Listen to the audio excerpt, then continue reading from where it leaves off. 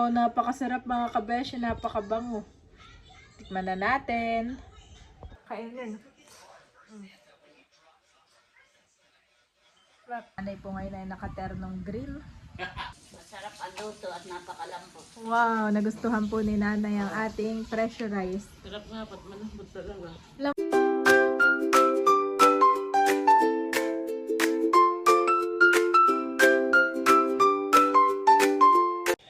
Kamusta mga kabeshi? Welcome back sa aking YouTube channel. And for today's vlog po, tayo ay magluluto ng chicken feet adobo using pressure cooker.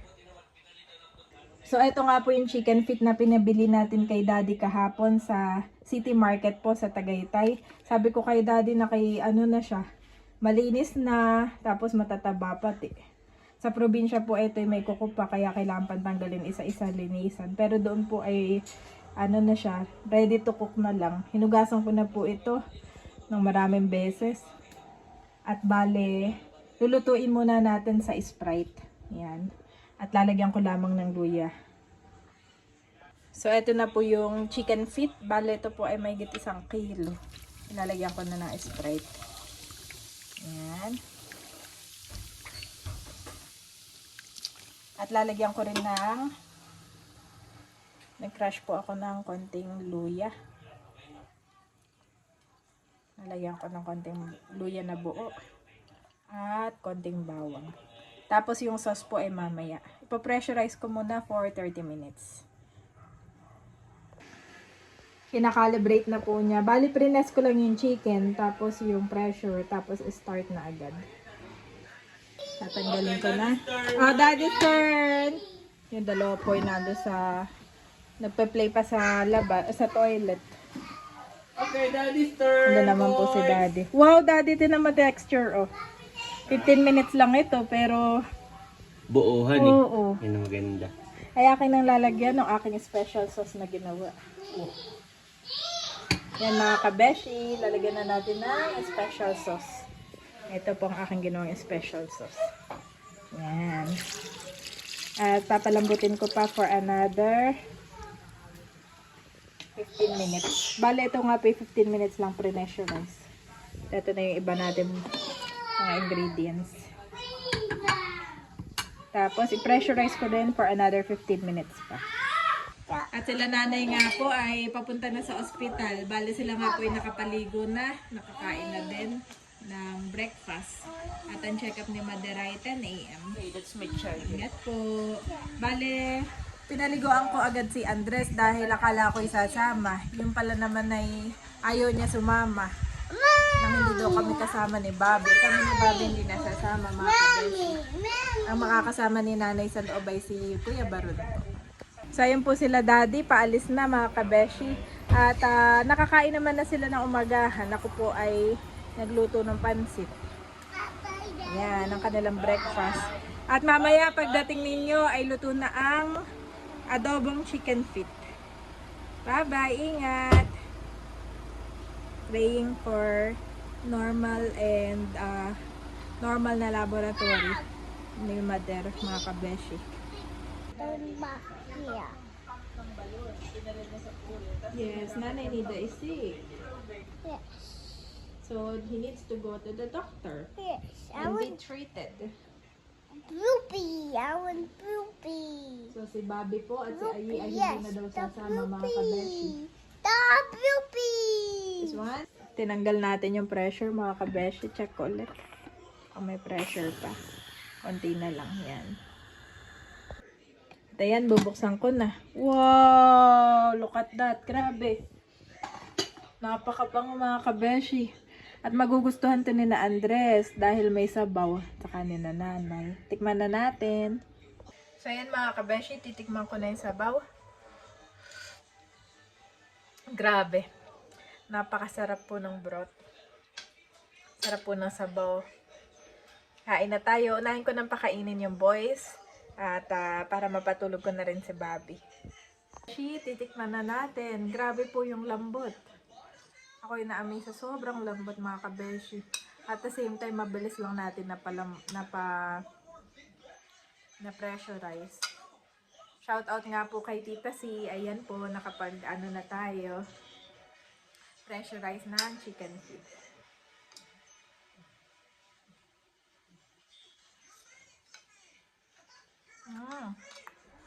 Sarap. Parang palibot eh, pwede kong kainin.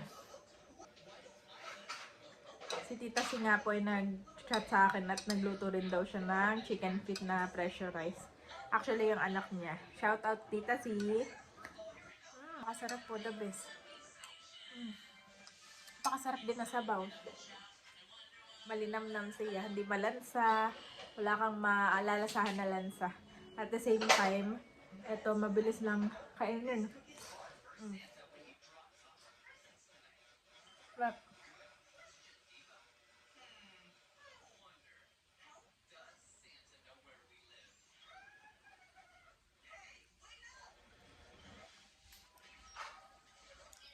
Lahat ng collagen, hindi na wala.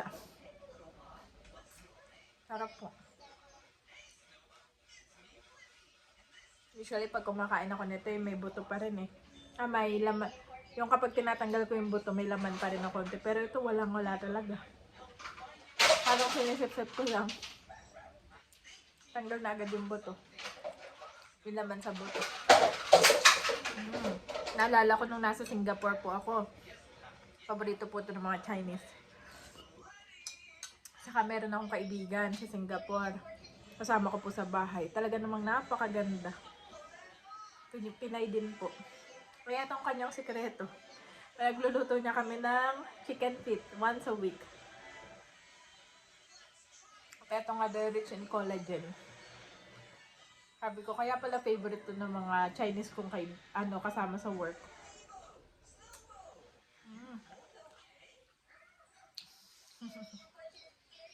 Tutuwa si Daddy. Excited na yun. A few moments later. Andito na po si na Daddy, kakadating. Yan, si nanay po ay nag-toilet lamang at ako'y naghain na. Wow! At ito yung ating pressurized chicken feet.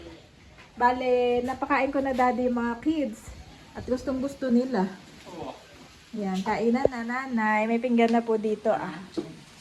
At ito yung pansit. Breakfast namin kanina. Ang ginawa ko, yung sabaw ay napakadami. Nilagay ko sa pansit. Ay gustong gusto ni na Andres. Pwede nyo rin gawin. At ito na lang yung lagayan ng buto nanay. Kain na po tayo mga kabeshi. Magkakamay na lang daw si nanay. Ano mong iniisip mo? Kain ka na Daddy. Kamusta naman ang check-up ni nanay? Okay naman. Balik niya ng July 10. Wow! Thank you, Lord. Si nanay po ngayon ay nakaternong green.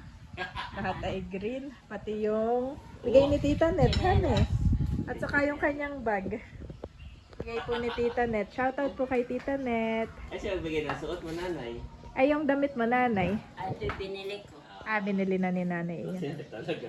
Kulang na. Pati porceras, mami, pakita mo. Pati pulsera. Bigay ni Leia. Bigay ni Sis Leia. Ganda nanay. At Mother's Day daw.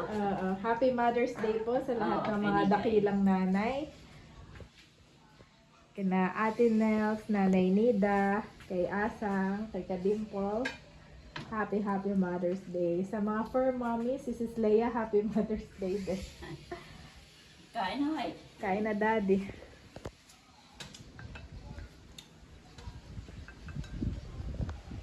Masarap ang luto at napakalambot. Wow, nagustuhan po ni Nanay ang ating pressurized. Sarap nga, pat malambot talaga. Lambot no? Itong gusto nga nila, iba no?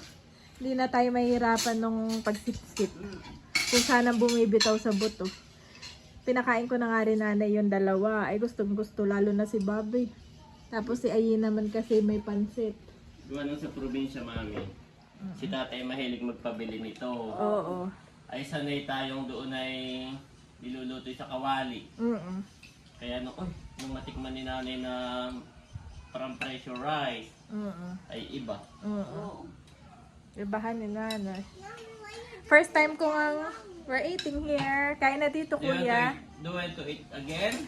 Dami siya nakain Daddy. As in madami. Hindi ko na lang Ay, naipakita sa aking vlog. Ay, ko, mami. Ay ako'y sumubo na din. Kami may sumubo na ng mga bata. Wow, parang malalaglag na oh. Lambot. Yun ay first time kong mag-pressurize ng chicken feet. Maganda pala yung pagluto at Kain po. Kain po tayo. Tatakpan ko lang itong mga ano. At kanina daw sa loob ng Tagaytay Med ay may nagpa-picture kina nanay na subscriber. nakilala kami. Shout out po. Ano pong pangalan nanay? Ano Shirley? Shirley. Danny. Shirley. Ayan. Shout out po Sir Danny and Ma'am Shirley. God bless po sa inyo. Pinapacheck up din niya yung kanyang nanay. Ay.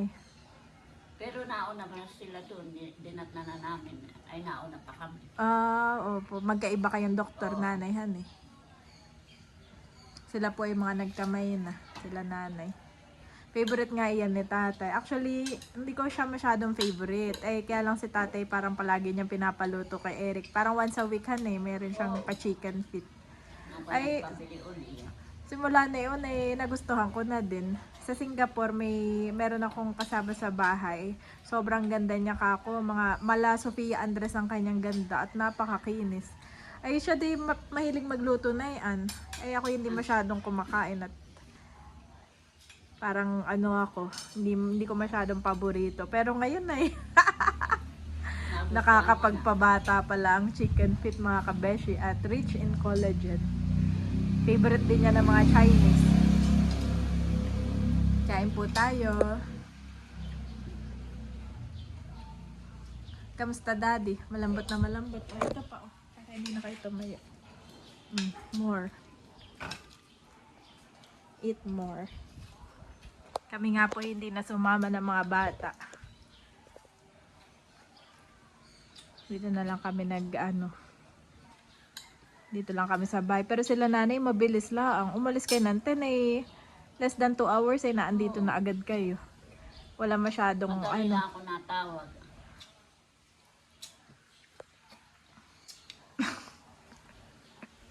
So na tubig dad.